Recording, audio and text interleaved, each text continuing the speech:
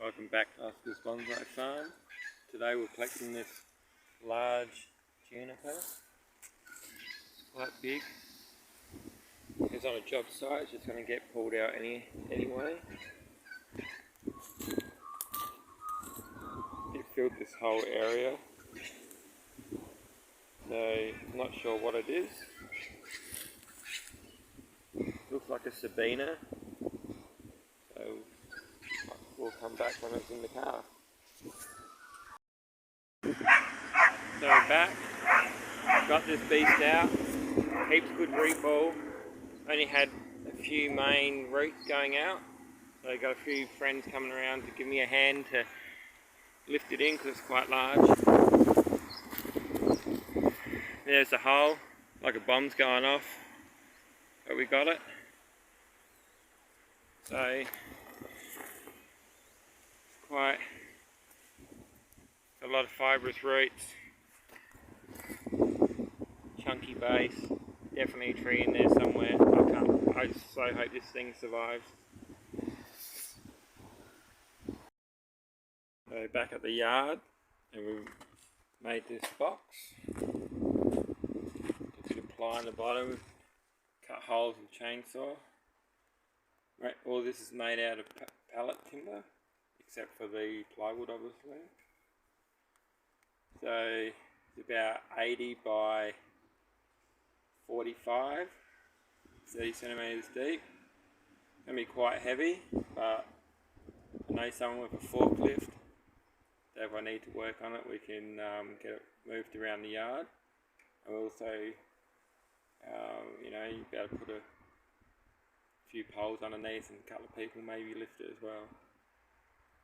So I'm going to go and set this in a position where it's going to be.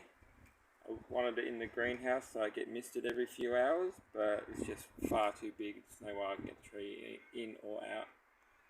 So we'll find a place in the yard, and then we'll put some shade cloths over it because it's important to keep direct sunlight off of it. But it is late autumn coming into winter, so we should be okay. The tree was going to be removed as part of a job, so we thought we'll give it a second chance, and hopefully it survives, and then try to from there compact the foliage and might graft on some shimpaku. That'd be pretty awesome to have such a big tree shimpaku. But anyhow, we'll be back when we've got the tree kind of sitting in the pot. So here we are back, made the box. So what we're going to do now, try and get this splitter out. It's very heavy.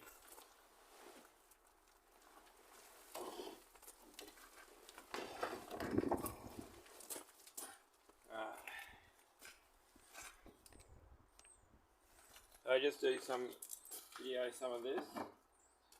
So this is all pretty new to me. It's got lots of fibrous roots. So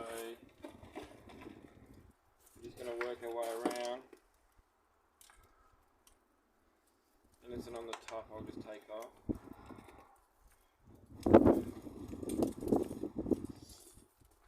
So when we get to this sort of stuff here, go back a little bit. Just want to take off minimal. Not fussed about these fine ones. So take these back.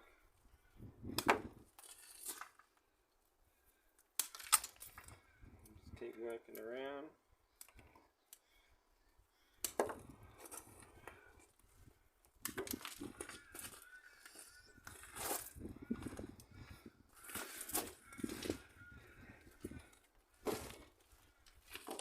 Heavy, so we have to try to go underneath.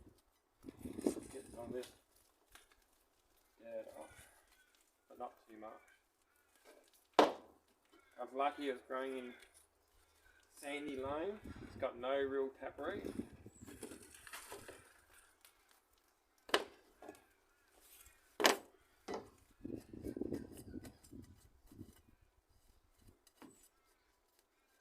all I'm doing is just going underneath the main sort of root ball. Now, this is going to be a long-term project of mine, I think. If I can get it to survive.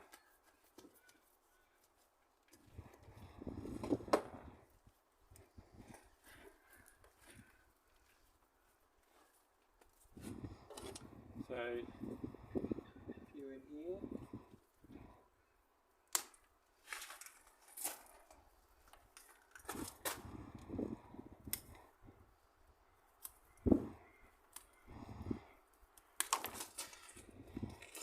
So we'll come back when I've reduced it a bit, cleaned up some of this stuff as well.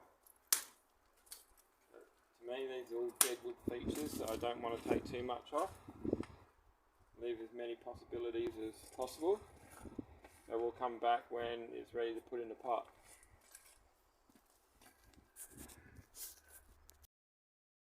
Alright, so able to get in the pot. Only it didn't really disturb many roots. Root ball still intact, lots of fibrous roots. Just to give you an idea how big this tree is. So, if anyone knows what it actually is, I think it's a Sabina, but who knows. So there's the greenhouse, and there's the tree. I'll just prune back a little bit, and then over the next few days I'll clean out all the dead leaves and everything from the gum tree it was under. And the reason I put it near the greenhouse is, then I couldn't get it in there, I can tap into the line and give it misting 3-4 times a day, because the black line's right there near the shed. So that's something. This spot here doesn't get sunshine until most probably 2 o'clock, and then it gets about 3 hours of sunlight. So going into winter, I think it's like, the best spot I could find here. Not a bad tree. It's quite sizable. Got some big branches in there. So first sort of opinion is that it will be tilted to the left. We've got this branch here, this big thick one, and we've got this big thick one here. So if I tilted it to the left, I could have like a semi-cascade with a fair bit of wood and go into an upright tree. So that's more upright. Out the back there's mostly some pieces, but if it survives, we may air layer them off, because this is a long-term project, this one. So I reckon it's a good 60% chance of survival. The amount of roots I got is just crazy. So in the greenhouse here,